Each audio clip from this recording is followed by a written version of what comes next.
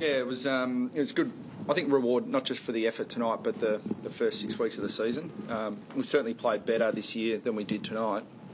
But the result went our way, so it obviously makes you feel a fair bit better. But yeah, we've certainly played better in other games this year and didn't get the reward. But I'm really pleased for everyone involved, because I think it is genuine reward for the 6 weeks of effort, even though it won't be one we probably look back on and think, gee, we were fantastic tonight, but we did what we had to do to win. Just interested what was said at three-quarter time. You'd been outscored by, I think, 15 goals in last quarters. Obviously, everyone's conscious of it. Did you feel like you had to mention it? Did you mention it? Not that we've been outscored by 15 goals in the last quarter. I didn't think that was the frame of mind I wanted them running out with. No, we just talked about believing in what works, and while that's a fact, we have been outscored in the last quarters, we also haven't scored ourselves. I mean, that's been as much the problem as and there have been defensive problems, but the fact that we haven't been able to score when we've scored heavily prior to that has been an issue. So we changed some things with balancing and managing our team so that we were fresher in the last quarter, and I think that had an influence.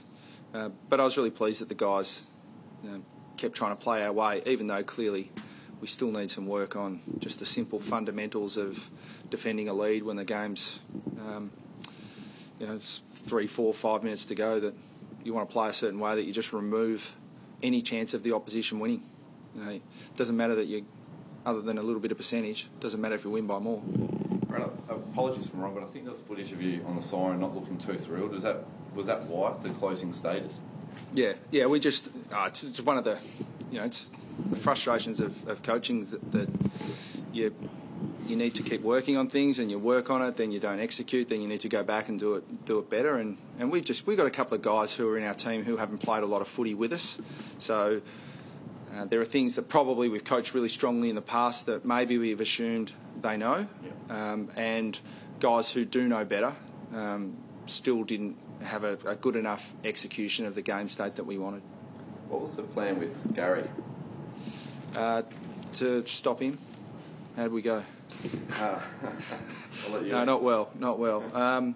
Yeah, we had a specific role there. I'm not going to hang any players out to dry, because I thought our midfield overall did pretty well, and that's the way we've got to look at it. But Jed Anderson went on to Gary late, and I thought did pretty well, drew a free kick in the forward 50 and kicked a pretty influential goal late.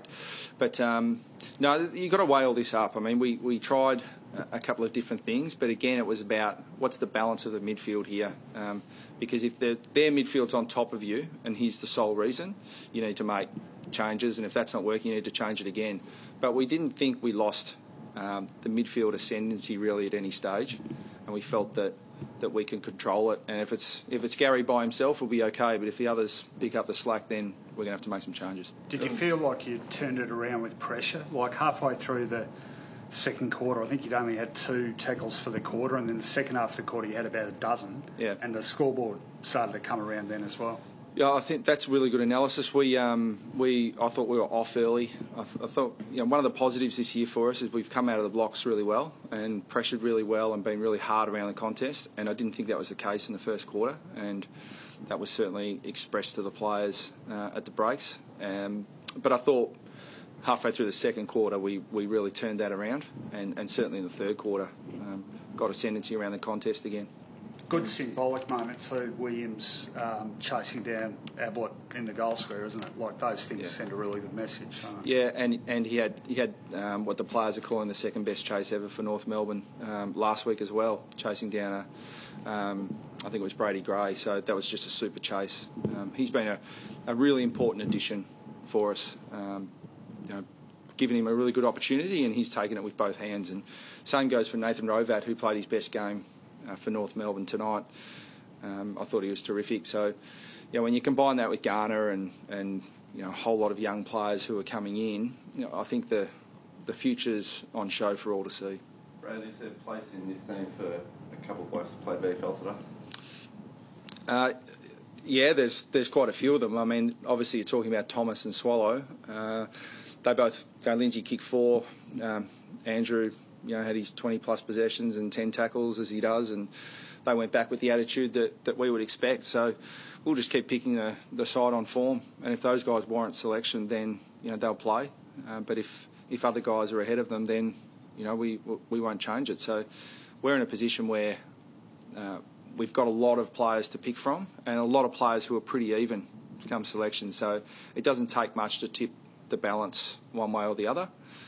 And then there's guys like Braden Bruce who we really wanted to play tonight, but we just couldn't quite get the structure that we wanted. But we'll make that work. We'll make the Goldstein Bruce thing work over time, but it's going to need some tweaking and refining at times as well. Will you get Jarrett back next week? Yeah, he's a really good chance. Yeah. But again, if he's right, he'll play. But if there's any doubt, he won't.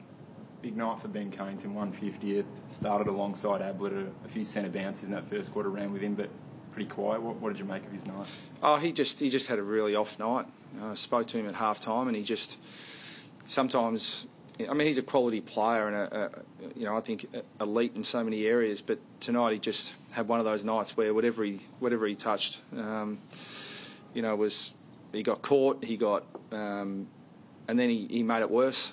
He tried too hard to fix it, and he just had one of those nights. I mean, we'll look at it really closely, and I'll look at it personally with Ben, but he just looked flat tonight, and sometimes that happens.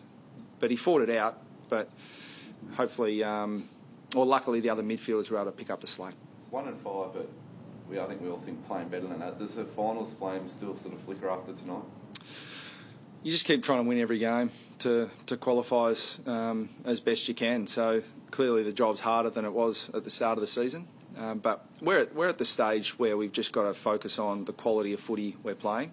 And we were really confident that if we continued to get the effort and play the way we were playing in the first 5 weeks, that the wins were inevitable.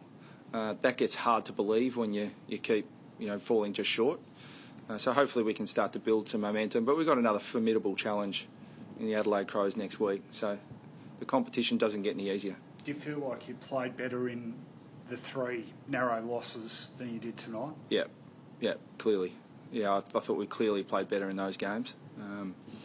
And tonight was absolutely no disrespect to the opposition. We weren't at our best, but we found a way to win.